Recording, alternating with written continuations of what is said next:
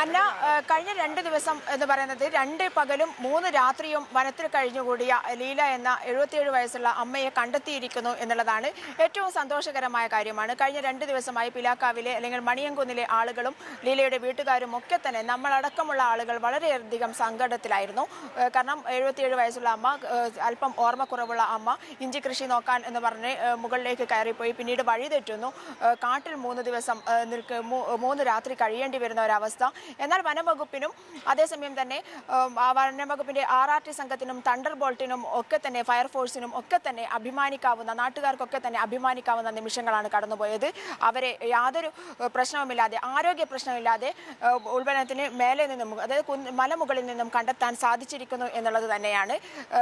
കഴിഞ്ഞ ദിവസങ്ങളിലെല്ലാം തന്നെ ഇവർക്കായുള്ള തിരച്ചിലായിരുന്നു. അത്രയും ആത്മാർത്ഥതയോടുകൂടിയാണ് വനംവകുപ്പ് ഉദ്യോഗസ്ഥരും RRT സംഘം അടക്കമുള്ള തണ്ടർ ബോൾട്ട് അടക്കമുള്ള ആളുകൾ അത്രയേറെ എല്ലാ ജലാശയങ്ങളിലടക്കം പരതുന്ന ഒരു അവസ്ഥയിലേക്ക് പോയിരുന്നു. ഇന്നലെ വൈകുന്നേരം മഴ കനത്തതോടെ കാട്ടാനകളും അതുപോലെ തന്നെ കടുവയും ഒക്കെയുള്ള ഒരു വനത്തിലായിരുന്നു ലീലപ്പെട്ടത്. എന്നാൽ പോലും അവർക്ക് യാതൊരു അപകടവുമില്ലാതെ അവരെ കണ്ടെത്താൻ കഴിഞ്ഞിരിക്കുന്നു എന്നുള്ളത് വളരെയധികം സന്തോഷമുള്ള നിമിഷങ്ങളാണ്.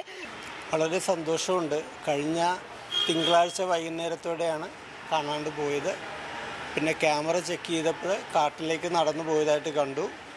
അപ്പോൾ തണ്ടർ ബോൾട്ട് ഉൾപ്പെടെ വനംവകുപ്പ് ഉദ്യോഗസ്ഥരും നാട്ടുകാരും റവന്യൂ വകുപ്പും എല്ലാവരും 2 ദിവസമായിട്ട് പൂർണ്ണമായിട്ട് തിരഞ്ഞു.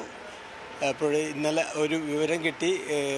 ഇത് തേൻ ശേഖരിക്കാൻ പോയ ഒരു കുട്ടി പറഞ്ഞു ഏതോ ഒരു സ്ഥലത്ത് തോർത്തിൽ കുറച്ച് ഫയർവുഡ് കെട്ടിവെച്ചിട്ടുണ്ടെന്ന് കേട്ടു.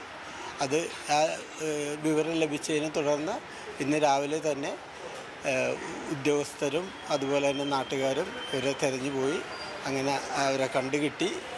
വളരെ അത്ഭുതകരമായിട്ട് ഒരുപാട് വന്യമൃഗങ്ങളും ഇഷ്യൂസും ഉള്ള ഒരു ഏരിയ തന്നെയാണ്. അവിടെ കടുവയെ വീക്ഷിക്കുന്നതിന് വേണ്ടിയിട്ടാണ് ഞങ്ങൾ ക്യാമറ വെച്ചത്. അപ്പോൾ ആ ക്യാമറ തന്നെ ഞങ്ങളുടെ 3 എണ്ണം ആന ചവിട്ടി പൊളിച്ചു കളഞ്ഞു. അപ്പോൾ അത്ര പ്രശ്നമുള്ള ഒരു ഏരിയയാണ്. അവിടെ അത്ഭുതകരമായിട്ട് രക്ഷപ്പെട്ടതിൽ വളരെയധികം ദൈവത്തിനോട് നന്ദി പറയുന്നു. ആ കുടുംബത്തിന് നല്ലൊരു പുനർജന്മം കിട്ടിയ പോലെയായി. എല്ലാവരുടെയും സഹകരണം, അവിടുത്തെ വാർഡ് മെമ്പറാണെങ്കിലും നമ്മളുടെ മിനിസ്റ്ററാണെങ്കിലും എല്ലാവരും എപ്പോഴും അന്വേഷിച്ചുകൊണ്ടിരുന്നു ഈ കാര്യങ്ങളെക്കുറിച്ചിട്ട്. വളരെയധികം സന്തോഷമാണ്. ഒരുപാട് സന്തോഷമായി. ഇന്നലെ വൈകുന്നേരം പവൻ സാറും ഞാനും കൂടി പുള്ളിൻ്റെ ടീമും കൂടി കൃഷ്ണേരി അമ്പലത്തിൻ്റെ ആ ഭാഗത്ത് പോയപ്പോഴാണ് ഒരു തുമ്പ് കിട്ടിയത്. ഏകദേശം സാർ ഇന്നലെ ഒരു 8:30 മണി വരെ നമ്മളെ കൂടെ ഉണ്ടായിരുന്നു. ഇന്ന് രാവിലെ ഫോറസ്റ്റ് സാറ് കഴിഞ്ഞാൽ നമ്മളെ കൂടെ ഉണ്ടായിരുന്നു. അദ്ദേഹം രാവിലെ തന്നെ വന്നു. ഞങ്ങളെല്ലാവരും കൂടി പോയി ഉൾക്കാടിൻ്റെ ഉള്ളിൽ നിന്നാണ് കിട്ടിയത്. ഒരുപാട് അട്ടയെല്ലാം കടിച്ചിട്ടുണ്ടായിരുന്നു. വേറെ ദൈവത്തിൻ്റെ അനുഗ്രഹം കൊണ്ട് വേറെ ബുദ്ധിമുട്ടുകളൊന്നും ഉണ്ടായില്ല. മെമ്പർ ഞങ്ങൾ എത്തുന്നതിന് മുമ്പ് തന്നെ കൗൺസിലർ അവിടെ എത്തിയിട്ടുണ്ടായിരുന്നു. 3 ദിവസമായിട്ട് അവർ നമ്മളെ കൂടെ തന്നെ 3 കൗൺസിലർമാരും നമ്മളെ കൂടെ ഉണ്ടായിരുന്നു. നാട്ടുകാരുടെ അതിയായ പ്രയത്നം ഉണ്ടായി. അതുകൂടാതെ തന്നെ തണ്ടർ ബോൾട്ട്, പിന്നെ പോലീസ്, ഫോറസ്റ്റ്, ഫയർഫോഴ്സ് എല്ലാവരും നമ്മളെ കൂടെ ആത്മാർത്ഥമായി നിന്നു. നമ്മളെ കേളു മിനിസ്റ്റർ നമ്മളോട് വിളിച്ച് സംസാരിക്കുകയും ഉദ്യോഗസ്ഥന്മാർക്ക് വേണ്ട നിർദ്ദേശം കൊടുക്കുകയൊക്കെ ചെയ്തു.